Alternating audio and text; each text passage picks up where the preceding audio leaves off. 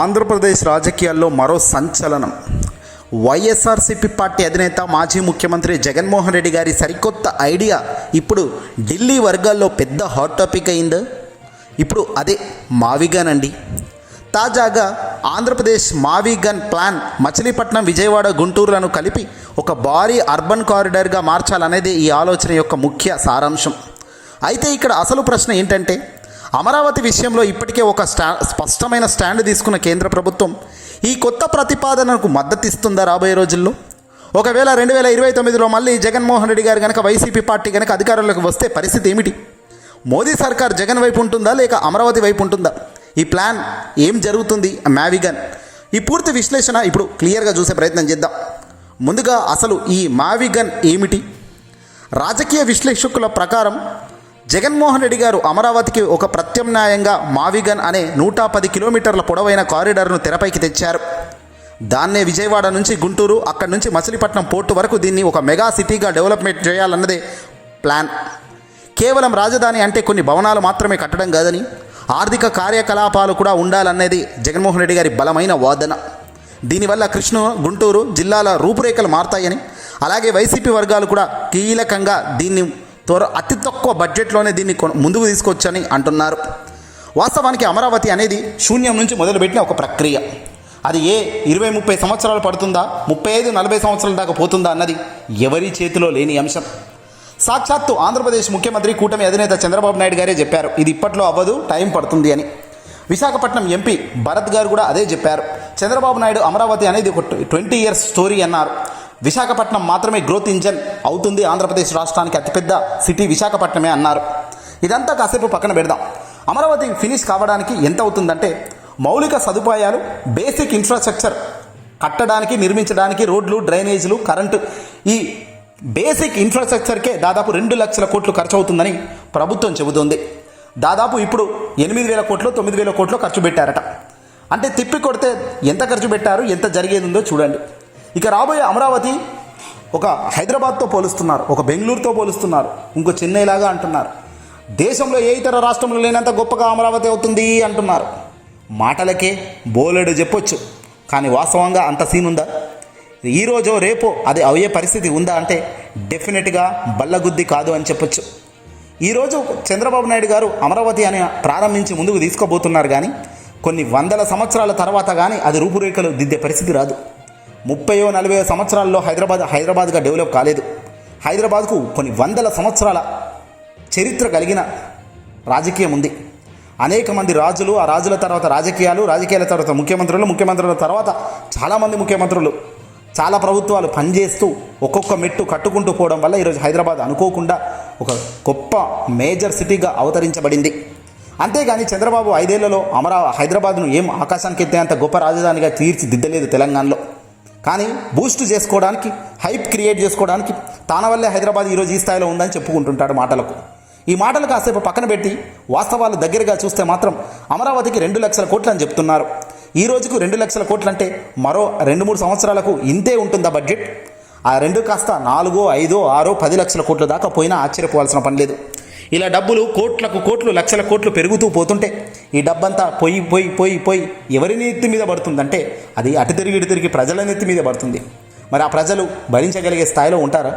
ఉద్యోగాలు లేక ఇప్పటికే ఏ హైదరాబాద్కో, ఏ చెన్నైకో, ఏ బెంగళూరుకో వలసలు పెరిగిపోతున్న వైన్యం చూస్తున్నాం. చదువుకున్న ప్రతి విద్యార్థి చిన్న ఉద్యోగాలు రాష్ట్రంలో చేసుకుంటూ జీవితంలో ఏదైనా డెవలప్ కావాలి అనుకుంటే పక్క రాష్ట్రంలో ఉన్న తెలంగాణ రాష్ట్రంలో హైదరాబాద్ కానీ, బెంగళూరు కానీ, చెన్నైకి కానీ పోతేనే నా జీవితం బాగుపడుతుందనే పరిస్థితి ఎందుకు వచ్చింది? పర్ఫెక్ట్ ప్రణాళిక లేకపోవడం వల్లే వచ్చింది.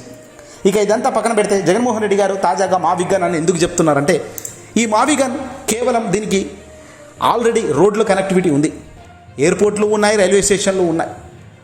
మేజర్గా ఇక్కడ కన్స్ట్రక్షన్ చేయాల్సినది ఏంటంటే బిల్డింగ్లు మాత్రమే, అన్నిటినీ కనెక్ట్ చేసుకుంటూ పోవడం మాత్రమే. దీనికి కేవలం 20-25 వేల కోట్లతో మొత్తం సిటీగా అవతరించే పరిస్థితి ఉంటుంది. తక్కువ సమయం, అభివృద్ధి వేగం, రాష్ట్రానికి ఆర్థిక భారం తగ్గుతుంది. ఇది జగన్మోహన్ రెడ్డి గారు తెచ్చిన ఒక గొప్ప ప్లాన్. కానీ బహుశా ఈ ప్లాన్ ఆలస్యమైందా చెప్పలేము. అమరావతిని రాజధానిగా గుర్తించినారు కదా, మరి ఇప్పుడు ఏంటి అంటే తాజాగా కేంద్రం వైఖరి మరియు 2026 అమరావతి బిల్.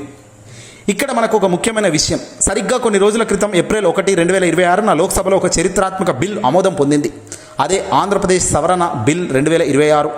దీని ప్రకారం అమరావతిని ఆంధ్రప్రదేశ్కి ఏకైక రాజధానిగా, శాశ్వత రాజధానిగా కేంద్రం చట్టబద్ధంగా కూడా గుర్తించింది.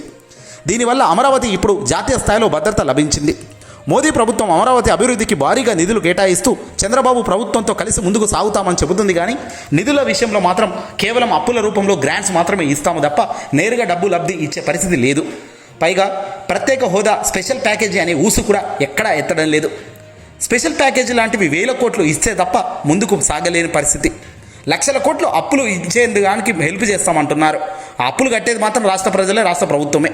ఇక్కడ జగన్మోహన్ రెడ్డి గారు మావిగన్ ఐడియా ఢిల్లీ పెద్దలు కూడా ఎలా స్వీకరిస్తున్నారు అనేది ఒక పెద్ద మిస్టరీగా మారింది. ఇక అసలు ట్విస్ట్ ఏంటంటే 2029లో రాజకీయ సమీకరణలు. ఒకవేళ ఆంధ్రప్రదేశ్ ప్రజలు మళ్ళీ జగన్మోహన్ రెడ్డి గారికి అధికారాన్ని కట్టబెడితే, ముఖ్యమంత్రిగా జగన్మోహన్ రెడ్డి గారు 2024లో గెలిచి ప్రమాణ స్వీకారం చేస్తే, ఆ తర్వాత తను మావిగన్ను ముందుకు తీసుకొస్తారా? వికేంద్రీకరణ లేదా మావిగన్ ప్లాన్ను మళ్ళీ తెరపైకి తెచ్చే అవకాశం ఉందా? అప్పుడు కేంద్రంలోని మోదీ సర్కార్ ఆయనకు అనుకూలంగా ఉంటుందా లేక వ్యతిరేకిస్తుందా? ఇక్కడ మరొక పాయింట్ మీరు గుర్తించాలి. అమరావతి రాజధానిగానే ఉంటుంది. ఇక్కడ జగన్మోహన్ రెడ్డి గారు రాజధానిగా అమరావతి ఉండకూడదు అని అనలేదు. కానీ నగరం అనేది వేరు, రాజధాని అనేది వేరు. ఒక మహానగరంగా మాత్రం ఆయన మావిగన్ను రూపుదిద్దుకునే పరిస్థితి తెస్తాడు.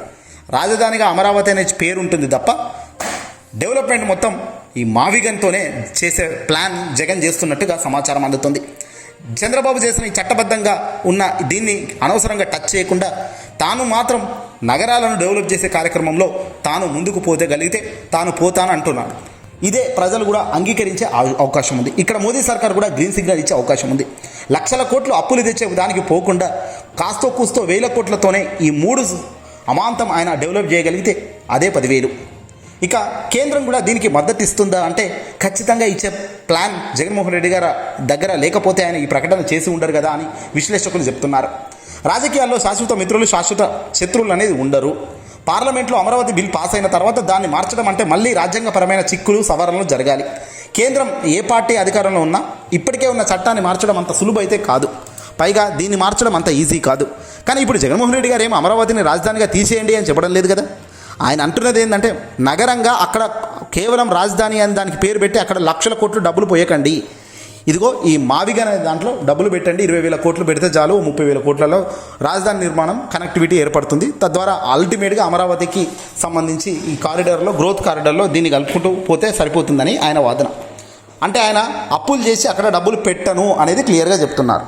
ఆయన ఇక్కడ మాత్రమే డబ్బులు పెడతాను, మావిగన్ అనే పేరుతో అమరావతి చుట్టూ డబ్బులు పెడతాను, అమరావతి అని ఏదో ఎడారి భూముల్లో పోయి నేను లక్షల కోట్లు పెట్టి అక్కడ బిల్డింగ్లు, రోడ్లు కట్టే పరిస్థితి నేను చేయను అంటున్నారు. ఇది జగన్ వ్యూహం. మోడీ ఖచ్చితంగా అడుగులు వేసేందుకు సిద్ధంగా ఉన్నట్టు కనబడుతుంది. జగన్ గారు తన తాజా ప్లాన్ ద్వారా కేంద్రానికి ఒక సంకేతం ఇస్తున్నారు. అభివృద్ధి అంటే కేవలం ఒక ప్రాంతానికి పరిమితం కాకూడదని. మోదీ గారు మాత్రం స్టెబిలిటీ ప్రాధాన్యత ఇస్తుంటారు. గతంలో 3 రాజధానుల విషయంలో కేంద్రం కోర్టు పరిధిలో ఉంది అని తప్పించుకుంది. కానీ ఇప్పుడు అమరావతికి పూర్తి చట్టబద్ధత కల్పించాక వెనక్కి తగ్గడం కష్టమే. అయితే జగన్మోహన్ రెడ్డి గారు కనుక 2029లో బలమైన మెజార్టీతో వస్తే కేంద్రంతో సత్సంబంధాలు కొనసాగిస్తూనే తన మావిగన్ అభివృద్ధికి అనుమతులు తెచ్చుకునేలా ప్రయత్నాలు చేసే పరిస్థితి ఉంటుంది. పైగా అమరావతి రాజధానిగానే ఉంటుంది తప్ప మావిగన్ అనేది మాత్రం అభివృద్ధి నగరాలుగా పేరు పొందే ఆస్కారం కనబడుతుంది. చివరగా అమరావతి ఇప్పుడు కేవలం ఒక రాష్ట్ర రాజధాని కాదు, అది పార్లమెంట్ ఆమోదించిన ఒక చట్టబద్ధమైన నగరంగా మారుతుంది. జగన్మోహన్ రెడ్డి గారి మావిగన్ ఐడియా ఎంత గ్రాండ్గా ఉన్నా దాన్ని అమలు చేయాలంటే చట్టపరమైన చిక్కులు దాటాల్సి ఉంటుంది కనుక రాజకీయంగా పవన్ కళ్యాణ్, చంద్రబాబు నాయుడు దీన్ని తీవ్రంగా వ్యతిరేకిస్తున్నారు. మరి 2029 ఎన్నికల నాటికి ఈ మావిగన్ మ్యాజిక్ జగన్ గారి ఓట్లకు గండిపట్టేలా ఉంటుందా? అమాంతం ఓట్లు తెచ్చేలా ఉంటుందా? మోదీ మద్దతు పొంది ఘనంగా ముందుకు పోతే ఏమవుతుంది? అల్టిమేట్గా ఒకటండి, ఎవరు ఏం చేసినా జగన్ మావిగనా, చంద్రబాబు అమరావతి అని కాదు, రాష్ట్రంలో ఉన్న సగటు పేదవాడి కుటుంబం బాగుపడాలి. అట్టడుగున నలిగిపోతున్న కుటుంబాలు పైకి లేవాలి. కోట్ల మంది జీవితాలు వెలగాలి. హైదరాబాద్లో, బెంగళూరులో పరిగెత్తి అక్కడ పోతేనే మనం బతకాలన్న పరిస్థితి పోయి మన రాష్ట్రంలో మనం గుండె మీద చేసుకుని బతికే పరిస్థితి, పొజిషన్ తీసుకొచ్చే ఏ వ్యక్తి అయినా నిజంగా గొప్ప నాయకుడే, గొప్ప వ్యక్తి. ఈ వీడియోని అసలు ఎక్కడ షేర్ చేయండి.